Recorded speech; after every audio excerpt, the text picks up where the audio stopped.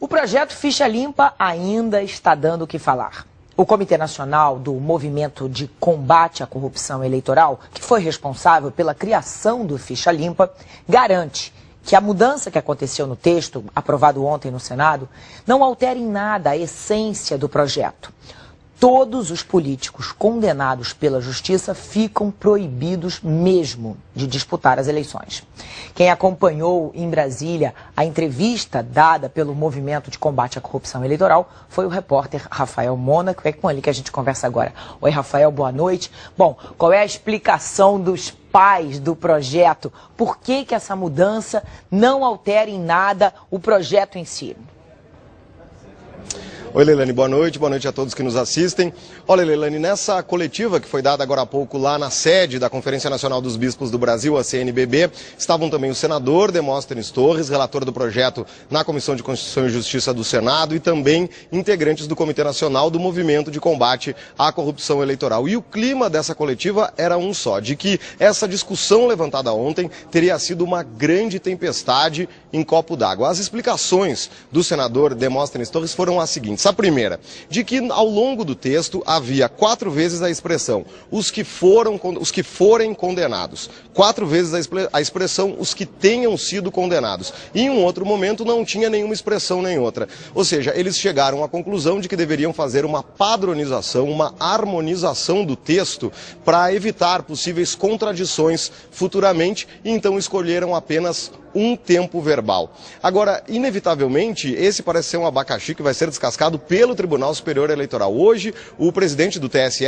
Ricardo Lewandowski, já foi consultado sobre isso, disse que, em princípio, do jeito que ficou o projeto da Ficha Limpa, não valeria retroativamente. Mas ele deixou claro que ainda não leu o projeto de lei. De qualquer forma, hoje mesmo, o deputado Jerônimo de Oliveira Reis, do Democratas de Sergipe, já apresentou um pedido de consulta ao TSE, perguntando se vale ou não vale para políticos já condenados. O Movimento de Combate à Corrupção Eleitoral, que participou de todo o projeto e acompanhou as sessões, tanto na Câmara quanto no Senado, reforça o que disse o senador Demóstenes Torres, que não houve nenhuma mudança de mérito, que a essência do projeto está mantida e o que houve foi apenas uma emenda de redação. É o que nós vamos ver agora na nota divulgada há pouco pelo Francisco Vitacher, que é integrante do Movimento de Combate à Corrupção Eleitoral. Vamos ver.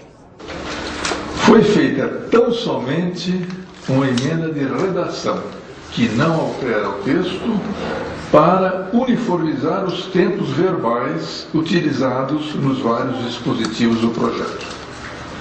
Como simples emenda de redação, não gera a necessidade legal de retorno do projeto à Câmara Federal, uma vez que dela não decorre nenhuma modificação na natureza ou no alcance do projeto. Não tem, pois, nenhum fundamento os comentários repercutidos na mídia de que a referida emenda de redação poderia ter alterado o sentido do projeto, impedindo a sua aplicação às condenações anteriores à aprovação do Ficha Limpa.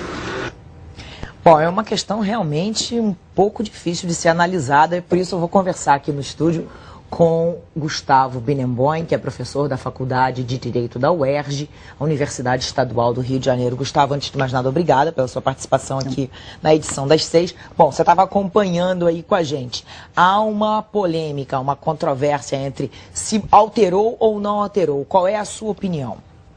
Leilani, efetivamente o Senado modificou alguns tempos verbais do projeto que foi aprovado na Câmara.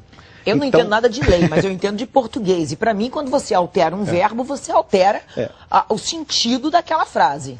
A verdade é que se todos os tempos verbais, ou a maioria deles do projeto na Câmara, era que tenham sido condenados, não havia dúvida alguma de que a lei se aplicaria nesta eleição àqueles que tenham sofrido condenações para os processos já em curso. Indo para o Senado, a redação passou a ser para os que forem condenados. Então, isso, evidentemente, pode indicar uma condenação futura. E parece ser, nesse sentido, o entendimento do presidente do Tribunal Superior Eleitoral, tribunal que efetivamente será quem dará a última palavra sobre isso. Mas o que eu gostaria de destacar, que eu acho que é um ponto relevante, se o Senado efetivamente houvesse modificado o projeto da Câmara, ele não poderia ter encaminhado o projeto aprovado ao presidente da República para sanção. Ele teria que ter devolvido esse projeto à Câmara para nova votação.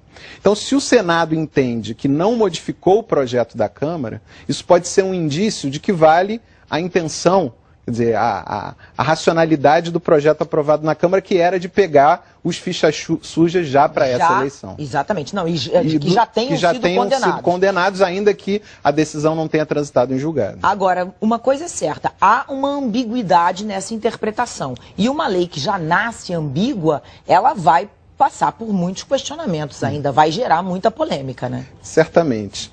O Otto von Bismarck, que foi primeiro-ministro da Alemanha, dizia o seguinte, uma expressão um pouco jocosa, mas interessante: se nós soubéssemos como as linguiças e as leis são feitas, nós não comeríamos linguiças e não respeitaríamos as leis. Eu acho até que a lei é boa, viu, Leilani? Eu acho que ela é boa porque acho que ela é um bom ponto de partida no sentido da implantação de uma democracia pautada pelo princípio da moralidade, da probidade, mas me parece que houve mais uma ambiguidade deliberada do que uma ambiguidade inconsciente. O que eu quero dizer com isso? Alguns dos senadores tinham uma preocupação legítima em não criar nenhuma inconstitucionalidade no projeto. E aí, com isso, colocaram um tempo verbal futuro, mas tornariam, evidentemente, inefetiva a lei para as próximas eleições. De outro lado, é possível que alguns senadores temessem efeitos da lei sobre suas próprias pretensões à reeleição. E aí isso pode ter sido plantado no projeto de lei para, pelo menos, empurrar a questão para uma decisão do TSE e esvaziar um pouco a eficácia da lei desde logo, vamos dizer assim, pela sua letra expressa. Até porque, convenhamos, né, Gustavo, eles poderiam, por exemplo, ter retirado o tempo do verbo e ter colocado apenas políticos condenados. Com e certeza. Não que tenham sido ou que forem. Simplesmente ter retirado condenados engloba tudo. E nessa matéria, quanto mais claro, melhor. Exatamente. Porque o objetivo aqui é combater a impunidade. Especialmente nesse tema, né? Especialmente, as ambiguidades sempre favorecem a impunidade. A gente interrompe só um instantinho a nossa entrevista, que a gente vai conversar ao vivo agora em Brasília com o nosso comentarista de política, Gerson Camarote. Oi, Gerson, boa noite. Bom, diante dessas dúvidas, em relação a esse novo texto do Ficha Limpa, qual, na sua opinião, deve ser a interpretação, é o que a gente está discutindo aqui, do Tribunal Superior Eleitoral? Olá, Leilani, boa noite. Eu tenho uma informação, uma boa notícia e uma notícia não tão boa.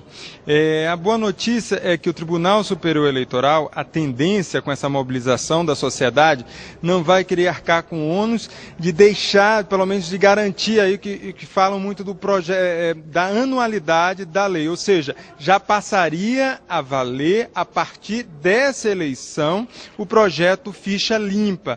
Essa é a tendência hoje no Tribunal Superior Eleitoral. A notícia não tão boa é que essa legislação Ficha Limpa não deve valer, a interpretação que tem um consenso no Supremo Tribunal Federal não deve atingir quem já foi condenado. Isso porque existe um princípio jurídico de que a lei não deve retroagir para prejudicar uma pessoa, ou seja, só retroagiria para, no caso, beneficiar a pessoa, no caso, atingida pela legislação. Agora, o que a gente percebe claramente, Leilani, é que houve sim uma mudança, e uma mudança inclusive de mérito. Os deputados aqui, eu conversei com vários deputados que se envolveram no projeto Ficha Limpa e que eles ficaram muito incomodados, Leilani, com a mudança redacional que acabou assim atingindo o mérito. Ou seja, fica claro pelo texto aprovado no Senado que essa matéria só passa a valer para as pessoas que forem condenadas a partir do momento da sanção da lei. E isso daí, a avaliação dos deputados, e bate bem com as informações que eu estava apurando aqui agora, é que essa mudança foi feita, inclusive, para que houvesse um consenso geral do Senado, que foi aprovada a matéria com 77 votos favoráveis. É muito difícil isso acontecer no Senado. Agora, a coisa boa disso tudo é que, de todo jeito, essa é uma lei poderosa, essa é uma lei que vai pegar muita gente, ou seja, que vai tirar da política muitas pessoas que já tenham sido condenadas, que vão ser condenados e que realmente não tem essa ficha limpa para ser apreciada pelo eleitor no dia da votação.